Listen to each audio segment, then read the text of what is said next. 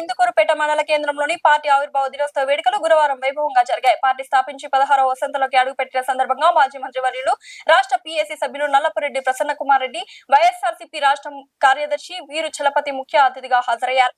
దేవిస్పేట వద్ద ప్రధాన కూడలి వద్ద ఉన్న దివంగత ముఖ్యమంత్రి వైఎస్ రాజశేఖర రెడ్డి విగ్రహానికి ప్రసన్న కుమార్ రెడ్డి పూలమాలలు వేసి ఘనంగా నివాళులర్పించారు. అనంతరం పార్టీ జెండాను ఆవిష్కరించి కార్యకర్తలకు శుభాకాంక్షలు తెలిపారు. ఈ సందర్భంగా వారు మాట్లాడుతూ వైఎస్ఆర్ ఆశయ సాధన కోసం, పేదల సంక్షేమం కోసం పుట్టిన ఈ పార్టీ నేడు రాష్ట్రంలో బలమైన శక్తిగా ఎదిగిందని కొనియాడారు. రాజన్న రాజ్యం మళ్లీ రావాలని, పేదవాడి ముఖంలో చిరునవ్వు చూడాలని మాజీ ముఖ్యమంత్రి వర్యులు జగన్మోహన్ రెడ్డి ఈ పార్టీని స్థాపించారు. 15 ఏళ్లు పూర్తి చేసుకుని 16వ వసంతంలోకి అడుగు పెడుతున్న ఈ తరుణంలో కార్యకర్తలందరూ మరింత ఉత్సాహంతో ప్రజల కోసం పనిచేయాలని తెలిపారు. ఈ కార్యక్రమంలో ఏపీఎల్డీఏ చైర్మన్ గొల్లపల్లి విజయ్ కుమార్, జొన్నవాడ దేవస్థానం చైర్మన్, ఇందుకూరుపేట మండల పార్టీ అధ్యక్షులు మౌలూరి శ్రీనివాసరెడ్డి, వైఎస్ఆర్ కాంగ్రెస్ పార్టీ రైతు విభాగం అధికార ప్రతినిధి బట్టెపాటి నరేంద్రారెడ్డి, జిల్లా పార్టీ ట్రెజరర్ గుణపాటి సురేష్ రెడ్డి, నాయకులు, కార్యకర్తలు తదితరులు పాల్గొన్నారు.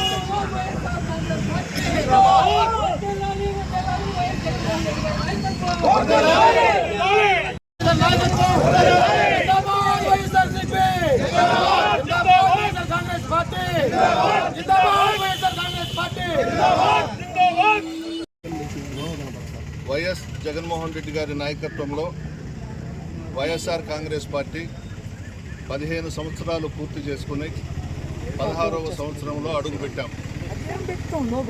నాయకులు, కార్యకర్తలు, ప్రజలు మానస పుత్రిక వైఎస్ఆర్ కాంగ్రెస్ పార్టీ. రాజశేఖర రెడ్డి గారు మరణించిన తర్వాత ఉమ్మడి రాష్ట్రంలో రాజశేఖర రెడ్డి మరణాన్ని తట్టుకోలేక దాదాపు 600 మంది చనిపోయారు. ఈ 600 మందిని ఓదార్చేందుకు ఢిల్లీకి వెళ్ళి సోనియా గాంధీ గారిని అడిగితే పర్మిషన్ ఇవ్వలేదు.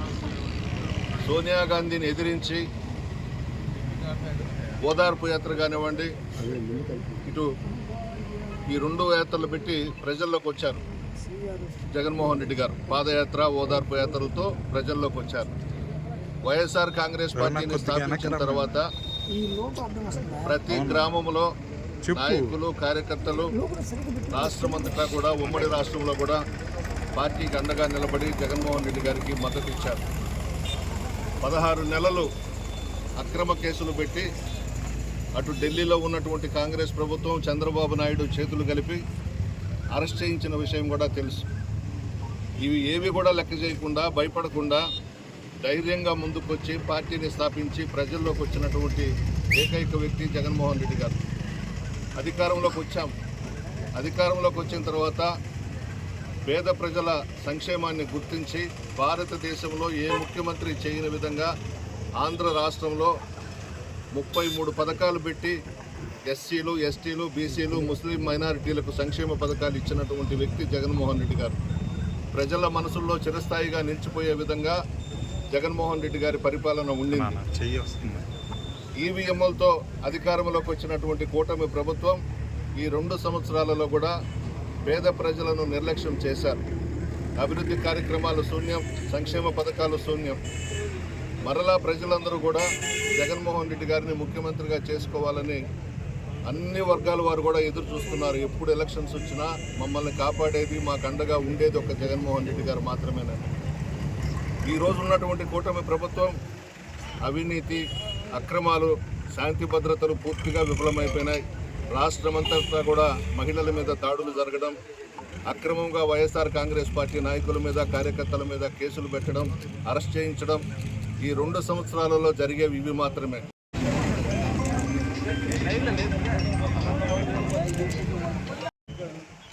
ఏదేమైనా వైఎస్ఆర్ కాంగ్రెస్ పార్టీ పూరే గుడిసెలో నుంచి వచ్చింది, పేద ప్రజల గుండెల్లో నుంచి వచ్చింది, పేద ప్రజల మనసుల్లో నుంచి వచ్చింది.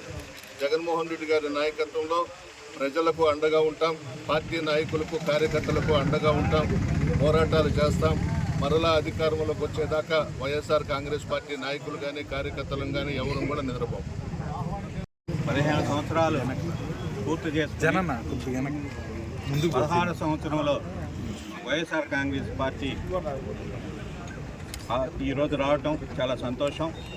ముఖ్యంగా జగన్మోహన్ రెడ్డి అన్య మనసుడని, తిరుమల కొండపై అపచారం చేశాడని దుంబారం రేపాడు. 1862లో పాశ్చాత్య దేశాల వారు తిరుమల కొండని అప్రతిష్ఠ చేస్తూ అక్కడ మద్యపానం, ధూమపానం, అలాగే మాంసాలు తెచ్చుకొని అక్కడ ఎంజాయ్ చేస్తున్న పరిస్థితుల్లో తిరుమల కొండ మీద వేద పండితులు, పూజారులు అందరూ కలిసి అప్పటి చిత్తూరు కలెక్టరు బ్రూస్లేని కలవటం జరిగింది. బ్రూస్లే ఆ రోజు ఒక డిక్లరేషన్ పాస్ చేశారు. ఫస్ట్ డిక్లరేషన్ 1862లో బ్రూస్లే పాస్ చేశాడు. ఆ డిక్లరేషన్లో ఏమి ఇచ్చారంటే తిరుమల కొండ చాలా పవిత్రమైనది, వెంకటేశ్వర స్వామి చాలా పవిత్రంగా హిందువులు భావిస్తారు, ఆ కొండ మీద పోయేదానికి అన్ని మతస్థులు డిక్లరేషన్ ఇచ్చిపోవాలని ఆ రోజు ఏర్పాటు చేయటం జరిగింది. చేస్తూ ఆ జీవోలో కూడా ఇంకోటి ఇచ్చాడు. ఇది ఆర్జీ రామ్ మఠానికి స్వాధీనం చేశాడు. ఎందుకంటే మఠం వాళ్ళు అయితే దేవస్థానాన్ని కాపాడతారని. తిరిగి మళ్ళా 1932లో తిరుమల తిరుపతి దేవస్థానం బోర్డుగా ఏర్పాటు చేయడం జరిగింది. డిక్లరేషన్ 2014లో అప్పటి ఈఓ గారు రమణారావు ఉన్నారు. ఎవరైనా పోవచ్చు, వాళ్ళ ఛాయిస్, వాళ్ళు ఇష్టమైతే డిక్లరేషన్ ఇవ్వచ్చు, లేకుంటే ఇవ్వకూడదు. అసలు అన్ని మతస్థులు అని అంటున్నారు. స్వామి కైంకర్యాల్లో ప్రతిరోజు నిత్య కైంకర్యాల్లో ప్రతి మంగళవారం అన్ని మతస్థులు వారే ప్రార్థన చేస్తారు. కడప నుంచి బీబీ నాంచారమ్మ తాలూకా వాళ్ళు ప్రతి మంగళవారంలో స్వామివారికి ముస్లింలు అందించే ఆభరణాలు ధరించి ఆ రోజు ప్రసాదాలు కూడా ముస్లింలే అందజేస్తారు. నేటికి కూడా ప్రతి మంగళవారం అన్ని మతస్థులైన ముస్లిమ్స్ వారే మంగళవారం వాళ్ళ కైంకర్యం ఉంది.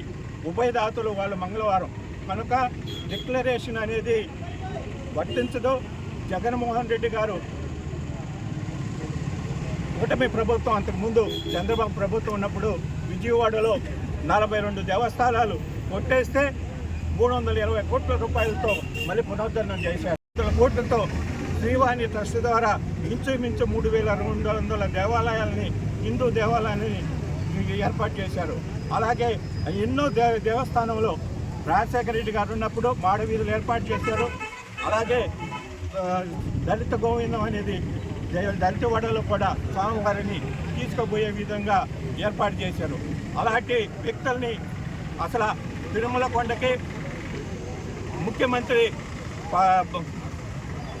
సతీ సమేతంగా పోవటం లేదన్నారు. ఇప్పుడు వరకు ముఖ్యమంత్రులు ఎంతమంది సతీ సమేతంగా పోయారు? వెంగళరావు పోయాడా, పివి నరసింహారావు పోయాడా, జనార్దన్ రెడ్డి పోయారా? ఎవరు పాలాల? సాక్షాత్ స్వయంభూతుడైన ఎన్టీ రామారావు కూడా సతీ సమేతంగా పట్టు వస్త్రాలు సమర్పించింది లేదు.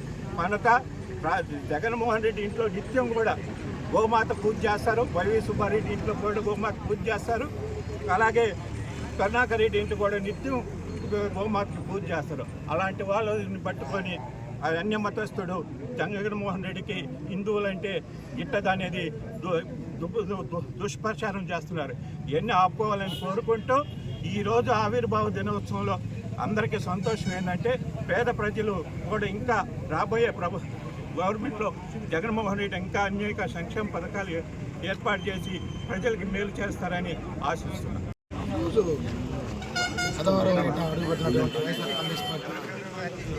ఈ సందర్భంగా ఈరోజు ఇంద్రపేట మండలంలో ఆనంద సెంటర్లో సునీల్ రెడ్డి గారు మా నాయకులు ఆధ్వర్యంలో ఈరోజు బలమైన నివాళులు రాజశేఖర గారు ఇవ్వడం జరిగింది.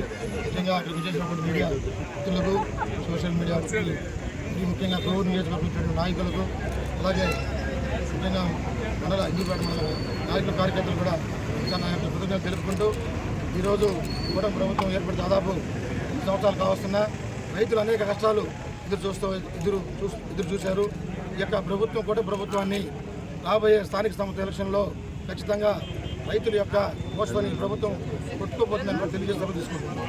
భాగంగా ఈరోజు ఇందుపేట మండలంలో వైఎస్ఆర్ విగ్రహం పూలమాల వేసుకొని మరి ఘనంగా కూడా ఈ యొక్క ఆవిర్భావ దినోత్సవం జరుపుకోవడం జరుగుతుంది. ఏదైతే రాజశేఖర రెడ్డి గారి మరణానంతరం తండ్రి గారి ఆశయాలు కొనసాగించాలి, తద్వారా ఆంధ్రప్రదేశ్లో ఉండే పేద బడుగు బలహీన వర్గాలకి తండ్రి గారు చేసినటువంటి ఆ యొక్క ప్రతి ఒక్క సంక్షేమం కూడా ఈ ప్రజలకు అందించాలని ఒక మంచి ఉద్దేశంతో గౌరవ వైఎస్ జగన్మోహన్ రెడ్డి గారు పార్టీ స్థాపించడం జరిగింది.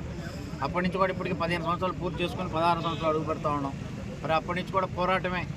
మరి ఏదైతే పేద ప్రజల కోసం నెలకొల్పినటువంటి పార్టీ ప్రజలకు అండగా ఉండాలని మరి పోరాటం చేసి 2019లో కూడా అధికారం రావడం జరిగింది. అధికారంలోకి వచ్చినట్టు 5 సంవత్సరాలు ప్రజారంజక పరిపాలన, మరి పేదలు ఎక్కువ ఉన్నారో గుర్తించి పార్టీలను చూడకుండా మరి ఎలాంటి కుల మతాల సంబంధం లేకుండా సంక్షేమాలు అందించినటువంటి ఏకైక ముఖ్యమంత్రి ఎవరు ఉన్నారంటే వైఎస్ జగన్మోహన్ రెడ్డి గారు. అట్టి ఆయన నాయకత్వంలో వైఎస్ఆర్ కాంగ్రెస్ పార్టీ ఇప్పటికి 15 సంవత్సరాలు పూర్తి చేసుకుని 16 సంవత్సరాలు వచ్చింది. కాబట్టి రాబో రోజుల్లో కూడా ఇంకా ఈ యొక్క రాష్ట్రంలో ఇప్పుడు ఉన్నటువంటి పరిస్థితి అందరికీ తెలిసిన విషయమే. మరి ఈ యొక్క కూటమి ప్రభుత్వం చేస్తున్నటువంటి అరాజకాలు, అన్యాయాలు, దౌర్జన్యాలు, మరి రౌడీజాలు మీకు అందరికీ తెలిసిన విషయమే. మరి ఇప్పటికే ప్రజలు కూడా మరి వైఎస్ఆర్ కాంగ్రెస్ పార్టీ చెంతన ఉంటున్నారు. మరి ఈ పార్టీకి ఇంకా బలం ఇంకా పెరిగింది. కాబట్టి రాబో రోజుల్లో కూడా ఇంకా ఈ పార్టీ ఇంకా అభివృద్ధి చెంది మరి వైఎస్ జగన్మోహన్ రెడ్డి నాయకత్వంలో ఇంకా ముందుకు తీసుకెళ్తానికి మేమందరం కృషి చేస్తామని కోరుకుంటూ సెలవు. విజయానికి శ్రీరానికి నరేంద్రనికి అక్కడ చేసిన నాయకులందరికీ కూడా పేరు పేరు నమస్కారాలు. పార్టీ ఆర్డు నుంచి 16వ సంవత్సరంలో అడుగుపెట్టాం. కేవలం 5 ఏళ్ళు మాత్రమే అధికారంలో ఉన్నాం. మిగతా అంతా కూడా ప్రతిపక్ష పాత్ర పోషించారు. ఈ పార్టీలో 5 ఏళ్ళు అట్టడుగు వర్గాల వారికి కూడా పార్టీతో సంబంధం లేకుండా, మతాలతో కులాలతో సంబంధం లేకుండా ప్రతి ఒక్కరికి మేలు చేయాలన్న ఒకే ఒక ఆలోచనతో ఈ యొక్క 5 ఏళ్ళ యొక్క అధికారాన్ని పేద ప్రజల కోసమే వెచ్చించినటువంటి గొప్ప నాయకుడు మన వైఎస్ జగన్మోహన్ రెడ్డి గారు.